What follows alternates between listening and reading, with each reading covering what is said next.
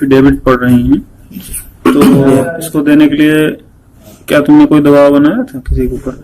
दबाव जैसा नहीं, लेकिन अपना प्रयास किया था हमने, जो है अपने लोकल लीडर्स और उनसे है जो अपने हमारे यहाँ के प्रबुद्ध लोग हैं उनसे किया था मैंने। कौन कौन है? जैसे हमारे लोकल विधायक हैं, भगवती प्रसाद सागर जी हैं और अभिषेक शांगा जी हैं एमएलए, और हमारे ब्लॉक प्रमुख हैं राजेश कमल जी, और जिला पंचायत अध्यक्ष हैं गुटन कटियार जी, और प्रधान लोग भी हैं 2, 3, 4, 5 लोग। तो इन लोगों ने क्या लोग डराया धमकाया? नहीं, डराया धमका नहीं रहा, ये इन लोगों ने समझाया था कि देखो अगर ये नहीं है और ये फर्जी है तो इनकी मदद करो, अगर ये मुलजिम है तो कोई बात नहीं, लेकिन ये चूंकि फर्जी है इसलिए आप इनके लिए जो है कुछ जो भी सख्त करना है वो निकालना। तो तुम्हारी पत्नी ने तो नहीं डराया धमकाया? नहीं, पत्नी मेरी कभी जाती नहीं है, पत्नी मेरे बच्चों को रहने गाँव, वो खाली बैठक जो जिला पंचायत की बैठक होती है बस उतनी होती है। तो ये लखीमपुर खीरी जिले में कोरोना वायरस की जांच रिपोर्ट प्राप्त हुई। 7 जुलाई को जिले में प्राप्त हुई रिपोर्ट की संख्या 248 है। इनमें से एक पॉजिटिव रिपोर्ट है, बाकी सभी 247 निगेटिव रिपोर्ट हैं। इसके अलावा अन्य लैबों से भी रिपोर्ट प्राप्त हुई, इनकी संख्या 2 है, जो दोनों की दोनों पॉजिटिव रिपोर्ट है। आपको बता दें कि पॉजिटिव व्यक्ति विकास खंड पसगमा एवं थाना मैगलगंज के ग्राम खखरा का निवासी है। हाल ही में गुड़गांव से आया है और वर्तमान में होम क्वारंटाइन है। इसके अलावा अन्य लैब से जो रिपोर्ट प्राप्त हुई उसके अनुसार ढौरारा के फॉरेस्ट रेंज कैंपस में अपने मामा के साथ रह रही एक बालिका जिसे बुखार की शिकायत थी, हाल ही में जनपद सिद्धार्थनगर गई, जहां उसका टेस्ट कराया गया और वह पॉजिटिव पाई गई है। इसी के साथ तहसील गोला गोकरणनाथ के मोहल्ला कुमारन टोला की निवासी एक महिला पॉजिटिव आई है, जिसकी भी रिपोर्ट अन्य लैब से प्राप्त की गई है। इस प्रकार जिले में कुल 131 पॉजिटिव केस मिले हैं। इनमें से उपचार के बाद 114 पूरी तरह से ठीक हो गए हैं, जिनको स्वस्थ होने के बाद डिस्चार्ज कर दिया है और उनको उनके घरों को भेज दिया है।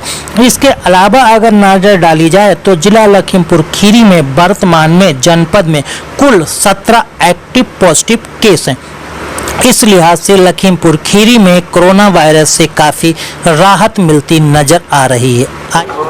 जी क्या नाम है?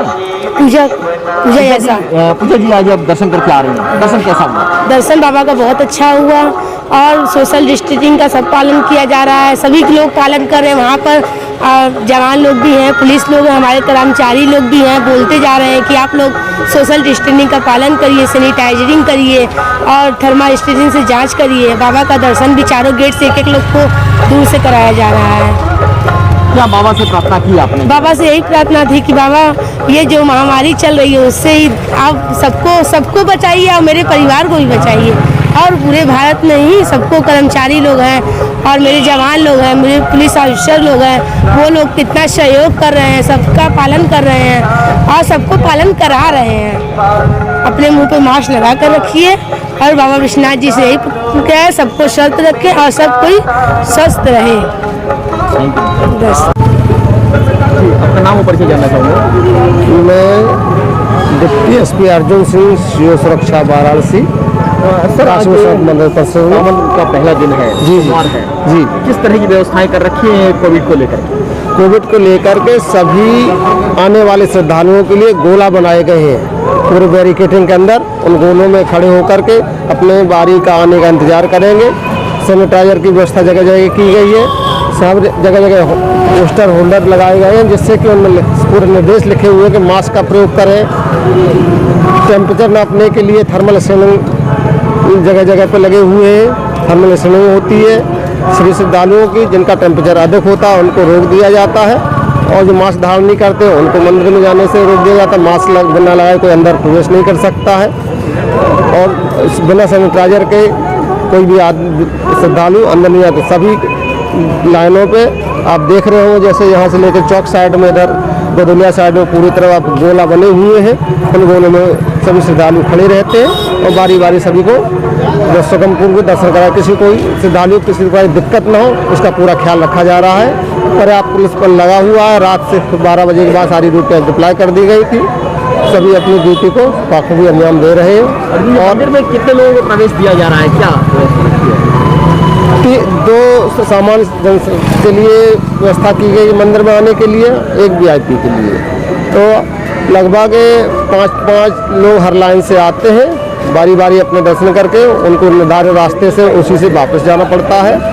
सोशल डिस्टेंसिंग का सभी को पालन करना होता है। PA सिस्टम सभी को लगातार इस चीज़ का अवगत कराया जा रहा है कि सोशल डिस्टेंसिंग का पालन करें, मास्क का धारण करें, सैनिटाइजर का प्रयोग करें, उचित दूरी बना करके बाबा के दर्शन करें। धन्यवाद।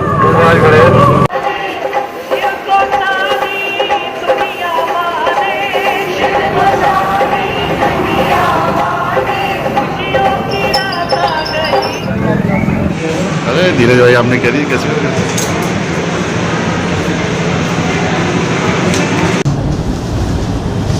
सर जिले को लेकर क्या कुछ की सूची तैयार की जा रही है, क्या कुछ तरीके से दिशा निर्देश दिए गए? देखिए, अपराधियों के विरुद्ध कठोर कार्रवाई करने हेतु सभी क्षेत्राधिकारी और SPs की कल बैठक की गई, जिसमें उन्हें जितने भी हमारे पुरस्कार घोषित अपराधी अभी पेंडिंग हैं उनकी धरपकड़ हेतु निर्देशित किया गया है। टीमें बना दी गई हैं ताकि शीघ्र ही उन सभी इनामी बदमाशों को गिरफ्तार कर जेल भेजा जा सके। साथ ही साथ जो हमारे हिस्ट्री शीटर्स अभी खुले हुए हैं, उन हिस्ट्री शीटर्स की निगरानी हमने अपने क्रिमिनल मॉनिटरिंग जो यूनिट बनाई थी ईगल मोबाइल्स, इनके द्वारा कराई गई है, जिसमें 1722 हिस्ट्री शीटरों की निगरानी कर ली गई है। क्षेत्राधिकारीगण को थाना प्रभारी के साथ समीक्षा करने हेतु निर्देशित किया गया है। जितने भी सक्रिय अपराधी हिस्ट्री शीटर हैं और अगर वो अपराध में लिप्त हैं तो उनके विरुद्ध कठोर कार्रवाई करने के लिए सभी को निर्देशित किया है। साथ ही साथ प्रिवेंटिव एक्शन लेने के लिए भी निर्देशित किया गया है। इसके अतिरिक्त प्रत्येक थाने में टॉप 10 अपराधी चिन्हित करने हेतु मेरे द्वारा सभी को निर्देशित किया गया है।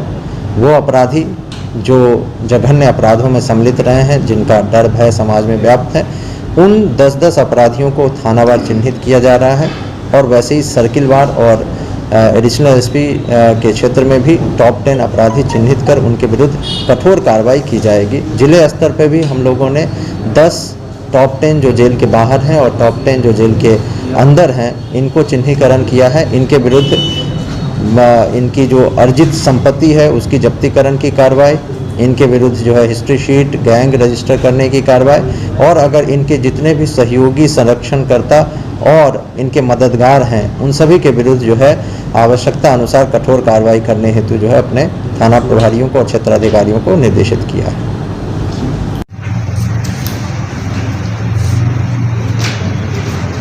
चोट लगा चोट लगा चोट लगा चोट लगा है।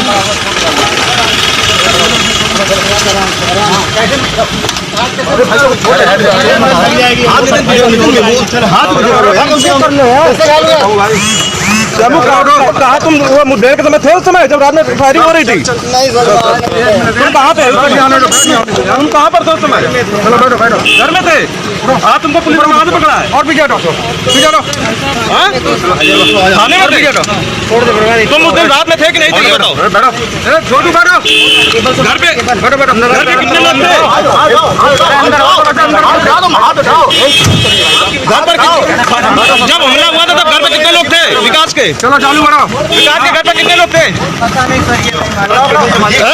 तुम उस दिन मुठभेड़ में थे कि नहीं थे? नहीं थे। विकास के घर में थे? नहीं थे। फिर कैसे घायल हो गए? एक केबल संभालिए यार। सुबह का साथी है शामू वाजपेयी, जिसको जबलपुर पुलिस ने मुठभेड़ में चोट लगा चोट लगा चोट लगा चोट लगा है।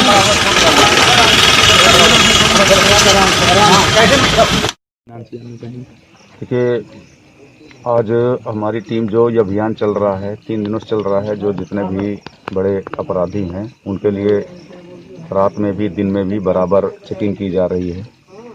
इसी क्रम में आज मुझे सूचना मिली रात के करीब 1:45 के बीच में, जैसे सूर्याओं ने दिया, इस तरह में आज चेकिंग लगाए थे। शॉर्ट प्रभारी भी थे उनके साथ, तो बताया गया कि ये चकिया है। चकिया की तरफ से 2 बदमाश आते हुए मोटरसाइकिल से दिखाई दिए। उनको चेकिंग के लिए रोका गया। रोकने पर उन्होंने तुरंत फिर उधर से भागने की कोशिश की, मोटरसाइकिल से गिर गए और फिर उन्होंने चेतावनी देने के बाद ही पुलिस पर फायर किया। उस फायर एक्सचेंज में एक बदमाश को 2 गोलियां लगी हैं, जिसे फिर इसे भेजा गया तो अभी पता चला कि उसको मृत डिक्लेयर कर दिया गया है और एक बदमाश भाग गया है, जिसकी तलाश के लिए जिले की सभी टीमें लगी हुई हैं। सर कहाँ के रहने वाले थे, ये क्या था इनका अपराध लिखा? अभी जो सुरियावा से और हमारे जो एक सिपाही ने पहचाना है, उस सिपाही को भी उसने गोली मारी थी, जिसमें उसकी बुलेट प्रूफ जैकेट में लगी है। इस एक्सचेंज ऑफ फायर में जो हमारे स्वाट प्रभारी अजय हैं, उनको भी गोली पैर में लगी हुई है, उनको भी रेफर किया गया है। और पता चला है कि ये जो बदमाश है ये सुरियावा का रहने वाला है, इसका दीपक नाम है और ये जेल से फरार है। करीब 1.5 दर्जन मुकदमे इस पर हैं और इस पर 50,000 का इनाम भी है। 25,000 का इनाम हमारे यहाँ से है, 15,000 का इनाम अम्बेडकर नगर से और 10,000 का इनाम इसे बनारस से है। जो घायल है स्वाट प्रभारी, उनकी क्या स्थिति है, कहाँ एडमिट है? घायल स्वाट प्रभारी को भी बताया गया है कि उनको हॉस्पिटल, ज्ञानपुर हॉस्पिटल में रेफर किया गया है। अब वो अभी जा करके मैं देखकर बता पाऊंगा क्या स्थिति है। सर अभी तक क्या जानकारी मिली कि उनकी तरफ से कितनी फायर किए गए थे पुलिस पर? अब देखिए, अभी तो उसे तुरंत भेजा गया है, ये अभी फील्ड यूनिट आ रही है और मुझे भी पता चला है कि उसके पास 2 असलहे थे। एक उसके कमर पे लगा हुआ था, एक सौ फायर कर रहा था। कितने फायर किए गए हैं अभी रात है, अभी पता चल पाएगा, इसको देख करके एक ओखों से पता चल पाएगा कितने फायर किए। लेकिन फिर भी पुलिस पार्टी द्वारा करीब 7-8 फायर किए गए और बदमाशों की तरफ से भी करीब 8-10 फायर किए गए। कोई असलहा भी उनका बरामद किया गया है? जो मृतक बदमाश है उससे 2 असलहे बरामद हुए हैं, एक रिवॉल्वर है और एक देसी कट्टा है।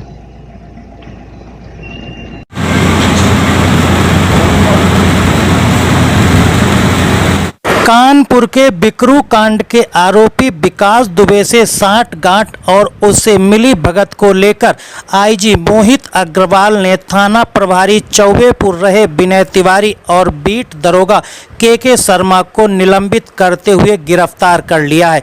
बताया जा रहा है कि इन दोनों की, विनय तिवारी और के शर्मा की, विकास दुबे से मिली भगत थी। सारी जानकारियां पुलिस को उससे साझा करते थे, मौके पर फरार हो गए थे, बाकी पुलिसकर्मी शहीद हुए थे। इन तमाम आरोपों के मद्देनजर मोहित अग्रवाल आईजी ने घोषणा करते हुए इन दोनों की गिरफ्तारी की पुष्टि की है। आइए आपको दिखाते हैं कानपुर से गुफरान अहमद नकवी की स्पेशल रिपोर्ट। दिल्ली में all municipal corporation staff of union ने झिलमिल कॉलोनी दक्षिणी शहादरा क्षेत्र में विशाल धरना प्रदर्शन किया। सफाई कर्मचारियों ने आरोप लगाया कि मेयर और कमिश्नर के द्वारा उनको किसी भी प्रकार की सुविधाएं उपलब्ध नहीं कराई जा रही हैं, जिसके चलते उनको कोरोना महामारी के संकट के बीच ड्यूटी करना पड़ रहा है। उनका जीवन खतरे में पड़ा हुआ है। आइए आपको दिखाते हैं मेघराज सिंह की स्पेशल रिपोर्ट। इससे पहले भी मेयर थे, इससे पहले भी स्टैंडिंग कमेटी चेयरमैन थे और इससे पहले भी नेता सदन थे। आज ये मसला केवल 1 वर्ष का नहीं है, 18 वर्ष से ये हम दंश झेल रहे हैं। जबकि कर्मचारी दिल्ली में जो कार्य कर रहा है, निगम प्रशासन के जो अत्याचार है, ये अब से नहीं चल रहा। ये 20 वर्ष से 25 वर्ष से निगम कर्मचारी इस दंश को झेल रहा है। मैं बताना चाहता हूँ आपको, आज कर्मचारी को 25 वर्ष हो गए, लेकिन आज तक भी उसका नियमितीकरण नहीं हुआ है। जबकि 240 हाजिरी पार कर्मचारी का नियमितीकरण होना चाहिए। ये हमारी आरआर में लिखा हुआ है, ये हमारा ऑन टाइम है, लेकिन फिर भी इनके कानों पर जूं नहीं रहती। और मैं समझता हूँ कि जो सरकार सत्ता में होती है, हम उसके खिलाफ प्रदर्शन करते हैं। आज 18 वर्षों से भारतीय जनता पार्टी निगम में काबिज है, मेयर भी उसके, नेता सदन भी उसके, स्टैंडिंग कमेटी चेयरमैन भी उसके, लेकिन फिर ऐसा रेजोल्यूशन पास क्यों नहीं किया जा रहा ताकि कर्मचारी पक्का हो। ये आज जो है दुनिया चांद पर अपना आशियाना बनाने को तैयार है। आज इतना डेवलप हो चुका है जमाना, लेकिन आज भी जो सबसे बड़ा महकमा है दिल्ली का कॉरपोरेशन, जिसे हम MCD कहते हैं, तो उसके अंदर आज भी हमें तनख्वाह के लिए, अपनी वर्दी के लिए, अपने एरियर्स के लिए, अपने बच्चों के ट्यूशन फीस के लिए आज भी जद्दोजहद कर कर हमें रोड पर आकर ऐसे टेंट लगाकर ऐसे धरने प्रदर्शन अपनी सैलरी के लिए करना पड़ता है। इससे बड़ी मैं मानता हूँ कि शर्मनाक बात कुछ भी नहीं है प्रशासन के लिए। प्रदर्शन का मुख्य उद्देश्य है कि जो हमारे कर्मचारियों की और सुपरवाइजरों की समस्याएं हैं उनका समाधान हो। और दिल्ली में जो कोरोना महामारी फैल रही है, इतनी महामारी के अंदर, इतनी भयंकर बीमारी के अंदर जो हमारा कर्मचारी काम कर रहा है, उन कर्मचारियों को जो सुविधाएं हैं वो मिलनी चाहिए। और ये जो भ्रष्ट अधिकारी बैठे हुए हैं, इनके खिलाफ कार्रवाई होनी चाहिए। आप देख रहे हैं कि कानपुर वाला किस्सा, कि कानपुर में 500 पुलिस वाले एक गुंडे और बदमाश आदमी के साथ उसके लिए काम करते थे। इसी तरह निगम में भी जितने भी अधिकारी बैठे हुए हैं, ये सब भ्रष्ट है और ये भ्रष्टाचार में लिप्त है।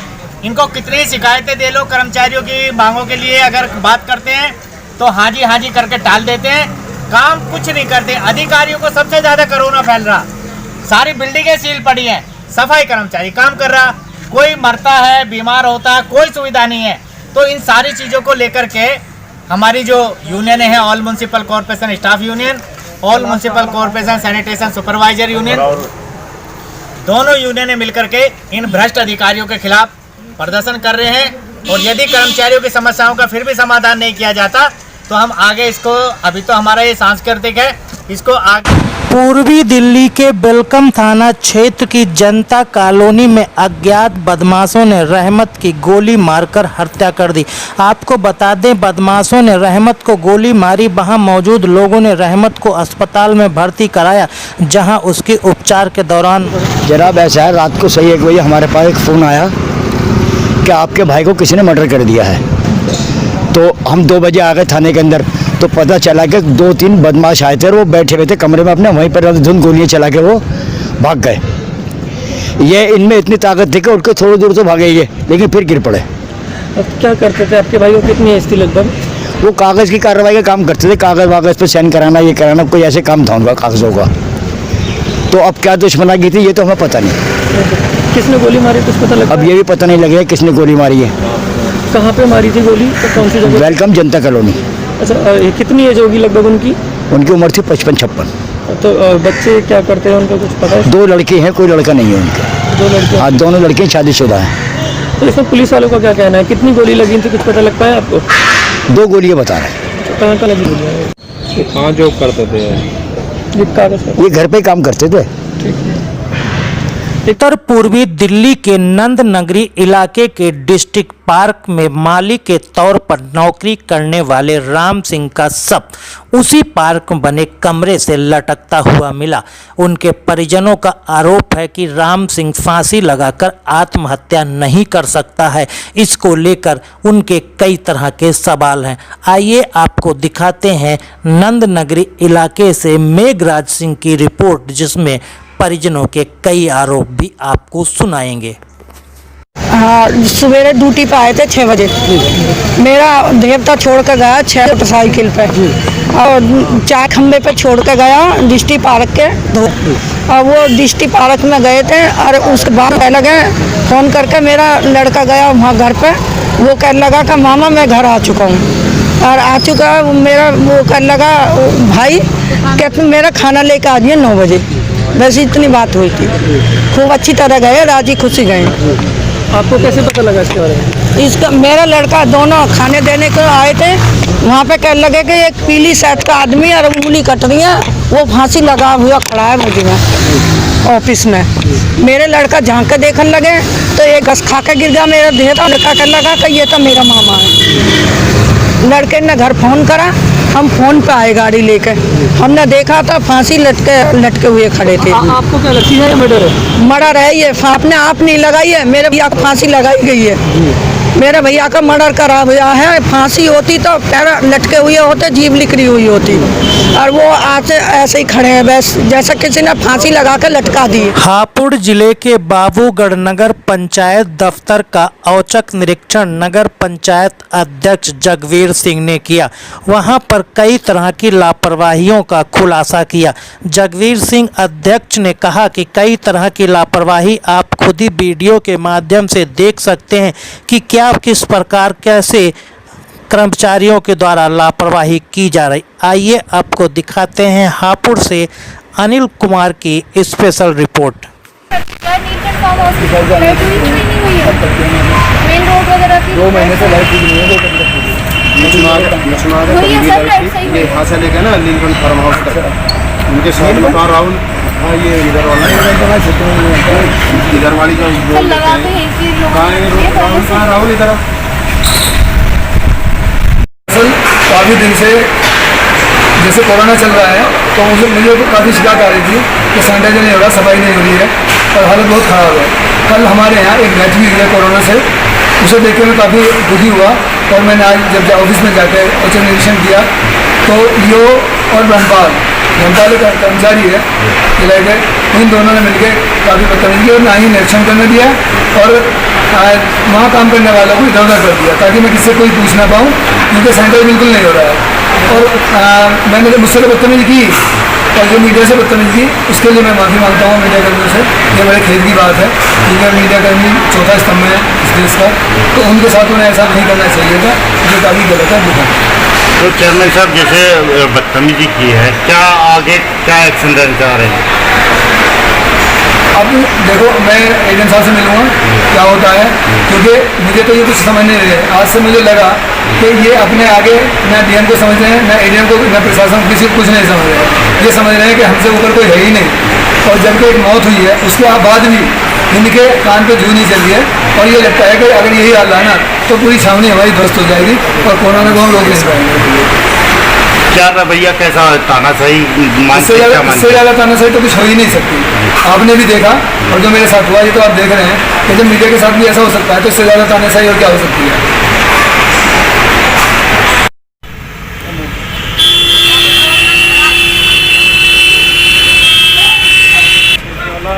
YouTube चैनल को सब्सक्राइब करके घंटी का बटन जरूर दबाना। खबरें कैसी लगी, अच्छी या फिर खराब, कमेंट्स जरूर करना। आपके कमेंट्स का इंतजार करेंगे। धन्यवाद।